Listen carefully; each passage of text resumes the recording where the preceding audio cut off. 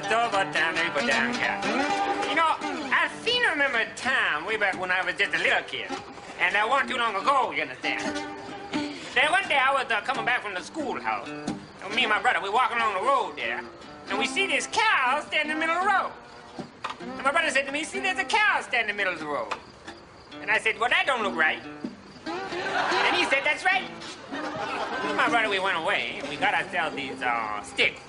We call thwack-em sticks. And we went around the cow, you understand?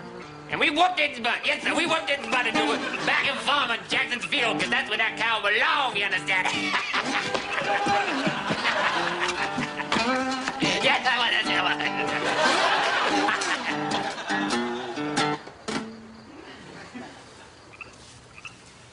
Well, I suppose you're wondering what the hell I'm doing. Imitating an 80-year-old blues man like that. I guess it's not something I should be doing. I don't really understand that much about the Southern blues experience, the whole Mississippi Delta thing. I'm from the Ottawa-Hull region. Not that I wouldn't want to know more about the blues experience. It's just that there weren't a lot around, bluesmen, I mean, when I was growing up. They tend not to ski.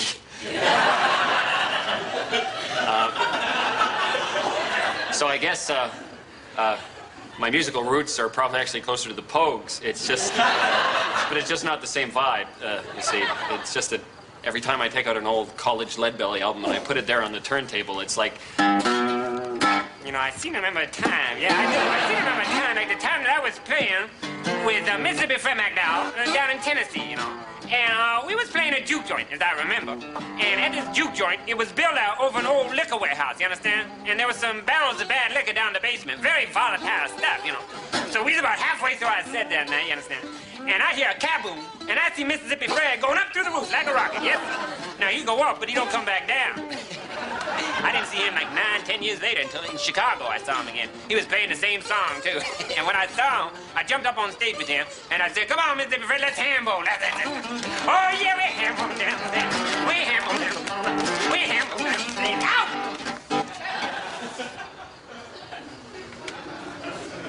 well, I seem to have injured myself doing the ham bone.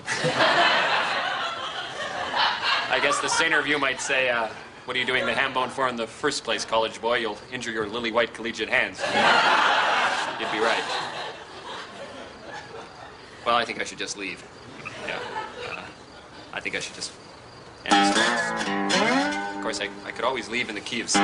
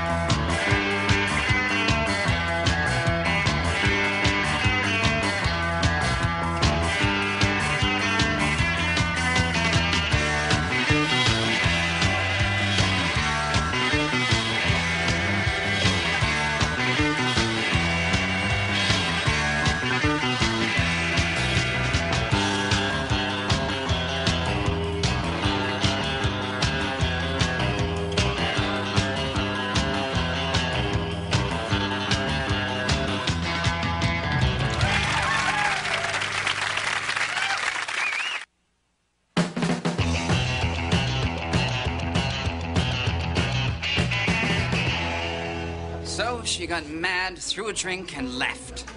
My God, you must have been covered in alcohol. Truthfully, I was. I love it when women throw drinks. I love it when they get drunk. But you forgave her. Yes, I had to. You see, she was a woman, and I happen to love all women. In fact, that's why she threw the drink. I see. She found your love too interesting, too intense, too jackhammer. No, not specific enough. I see. She was upset that you were loving other women. In her narrow way, she presumed that you were cheating on her. Yes, but wasn't I really only cheating myself? Of course you were. I love all women. Is that a crime?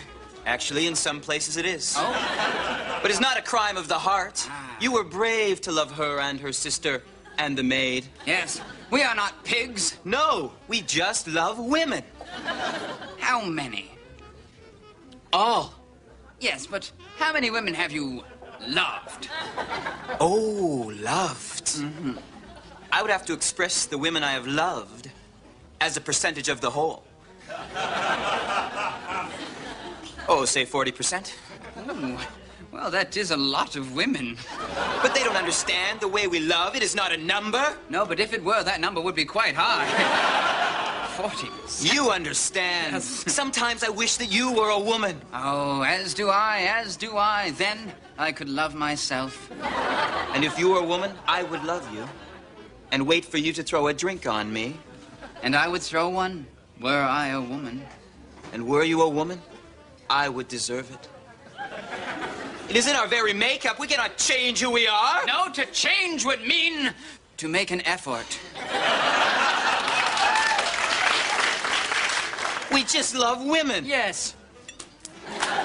Ah, is that so unbelievable? No, I'm so wrong to love women.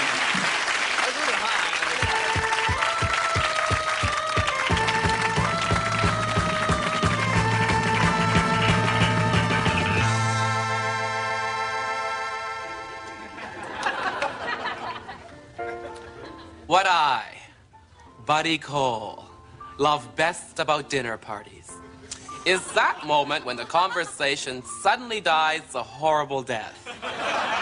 And some helpful wag pipes up with, if you were stranded on a desert island and you could only bring one book, record, and person, what would they be?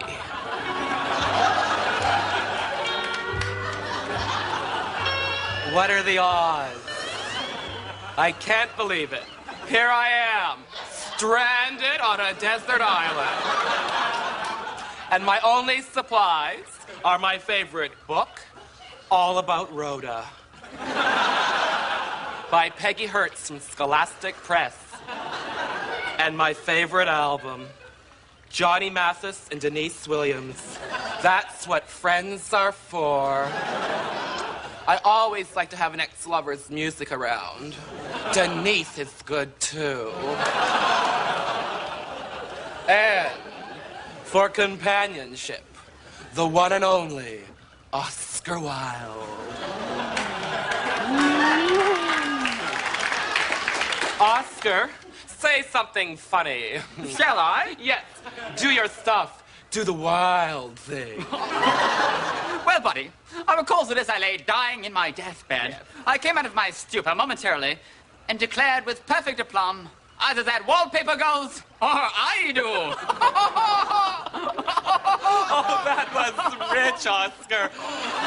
Oh, jeez. Oh, let me catch my breath for a second. I am so glad that I brought you and not someone common. Message received, buddy. You know, buddy, the trouble with the common man is that he is so unbearably common. Oh, what? Oscar, funny, but you're such a snob. Oh, that's my charm. Oh, it's really too bad that you're dead. Oh, I know. Does it bother you? Well, buddy, all in all, I'd rather be in Philadelphia. What? Philadelphia. That's funny, but W.C. Fields said it. Well, yes, had you been listening to me correctly, buddy, what you would have heard me say was, I may have been born yesterday, but I still went shopping. That was me. Oh, yes. Well, I seem to be getting a bit of laryngitis, buddy. I'm afraid there'll be no more quipping today. Oscar, please stop with the laryngitis nonsense. You're pathetic. Well, buddy, I'm just going to go and try and find some honey for my throat. That's a good idea. And remember, it's a very small island, so stay out of my way, Gilligan. Oh, look, Rhoda. And while you're at it, do something about your hair. It's threatening to become more interesting than you. Speaking of traveling, that reminds me of the time that I was crossing the border into Albania, and some border guard asked me if I had anything to declare, and I said, this is great. Only my genius. Buddy, was mine. So what? You owe me.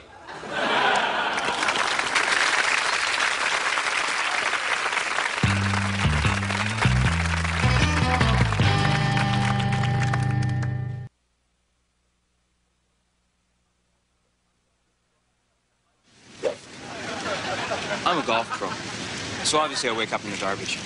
First thing I do in the morning is go across the street to the restaurant, you know, grab a guy by the throat and whisper something in his ear like, oh, I don't know, I'm on fire, give me your hair. Then I let him go, you know, I chase a bus for a while, you know, a couple blocks, make sure it's not doing nothing I don't like, then I let it go. When I get bored, then I go up on a roof. I just howl at the city, you know, I love to howl at this big city. Then I come down, have a cup of coffee and read the paper. Me? I'm a songwriter. You know, and that isn't easy. And although I've had some success in the past, you know, I had a song on the charts back in '79. You know, maybe you remember it. If you need someone to da-da-da, Rabunda. It was called Rabunda. Well, and ever since then, I've just been plugging away, you know, trying to come up with number 2, because, you know, I'm sure I've got it in me. And so what I do is every day I get up and first thing, I rewrite my hit, write it out on brand new paper, and give it a brand new name. You know, and then I send it out that way, out towards the industry. And then I go back home, have a cup of coffee, read the paper. My routine? Sure, no problem. Okay, first thing in the morning, I wake up, and then I get up, and then I have a shower usually, and and then I get dressed, and I put on a nice new shirt, and then I take out my Zippo lighter, and I light my shirt on fire. It burns up, and then the ambulance comes, and then it takes me to the hospital, and then the doctor comes out. Yeah, the doctor, and he works on my burns for a while, and then after that, I get to go to the waiting room where I have a cup of coffee and I read the paper. Relax, you know. Well, I'm a surgeon, so my days are very busy, but my mornings are great. What I like to do is take a nice shower, go down, have a light breakfast, always fat-free, hop in my BMW and drive to work, slow and easy. And when I get to the hospital, it's boom, the nurse is there. Boom, on with the gown. Boom, I'm handed my favorite scalpel. Boom, then I work on a guy who lights his shirt on fire. Then it's off for the gown, down the morgue, and I have my favorite cup of coffee, and I read my newspaper. Here's your shirt, Norman. Oh, thanks, Patty. Have a nice day.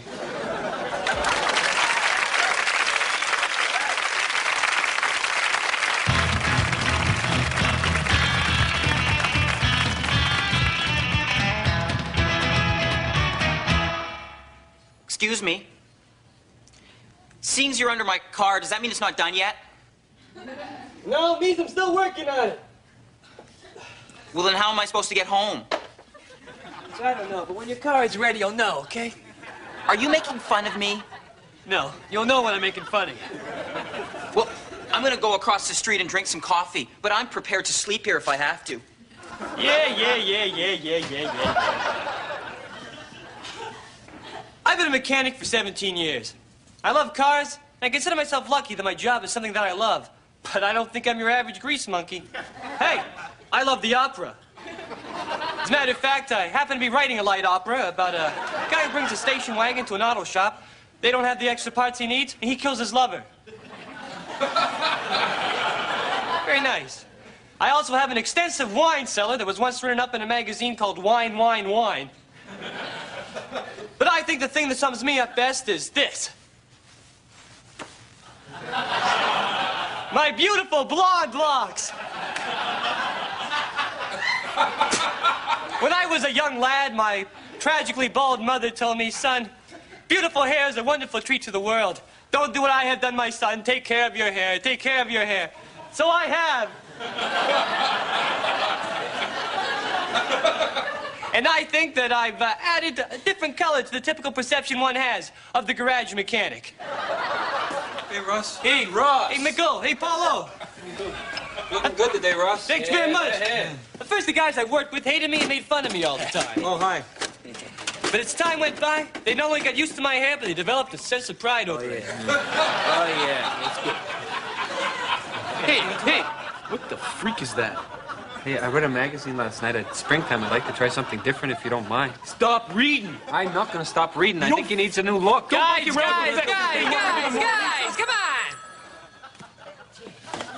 Hey, the garage. Yeah, I just want to look good. Hey, it's that guy from Vogue magazine again. Jeez, for the last time, no! Tell him I'm a mechanic, not a model. No. Jeez, when are they gonna learn? This hair's for us! Right.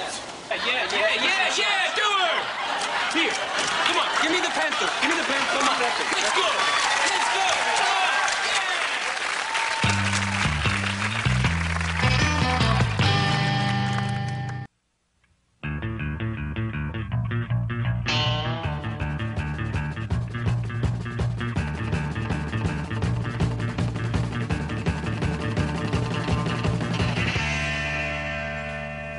Is that what I think it is? Yes.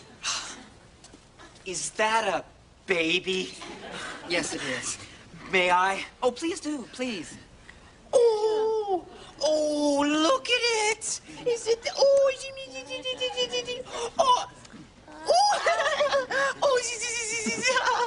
My wife's got a maternal instinct. Oh, I can see that. What a wonderful baby. Oh, well, thank you. And smart. Yes, I've been told that. It's a boy. It's a wonderful, smart baby boy. This is the kind I was telling you about. How many miles on this baby? Well, he's 5 months old, if that's what you mean. Yeah? Has he got all the shots and stuff? I mean, is there anything wrong with him? Like, does he eat a real lot? Does he leak? Or... Oh, look, he's got your eyes, honey. Oh, yeah? He's got your eyes. You know, first they have their baby teeth. Yes. And then they fall out. Oh, yes, I know. But I would save those if I were you. Oh, well, I might. You know, before you know it, I bet he'll be wearing 6X. Oh, well, God willing.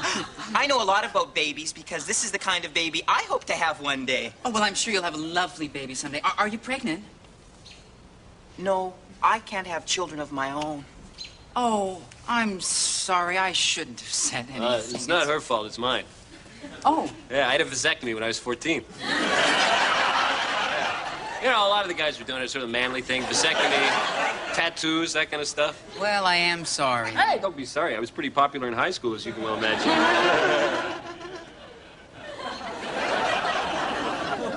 Well, I really must be going now. Hey, I don't think my woman's done with your baby yet.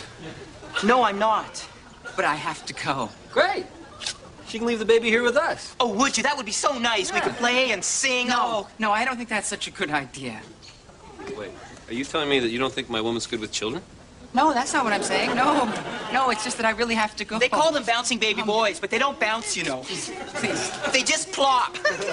Don't you find that out the hard way? Put my baby down. Excuse me. Honey, is this the one or not? I'm not sure. The other one was so nice, too. Let me... He has an inner ear dysfunction. What? He has an inner ear dysfunction. The doctors say it could result in a 40% loss of hearing. And they think there's something wrong with his neck. Something horribly wrong with his neck. Well, buyer beware, honey. I think she's just saying that. No, it's true. I have a very good feeling about this child. I think this is the one that's who what should... you said about the Vega GT. Remember that rotten car?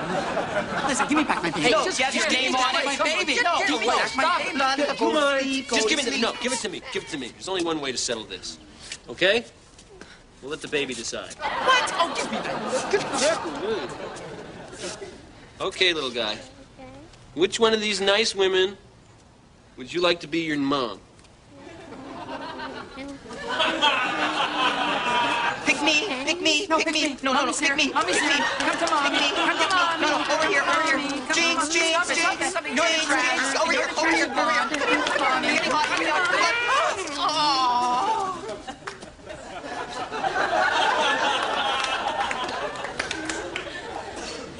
What? Fair's fair, honey. Hey, look! Hey, she left the carriage. Look at this. Come on, we can throw some blankets in there, tell people the baby's sleeping. I don't think we'll ever have a baby.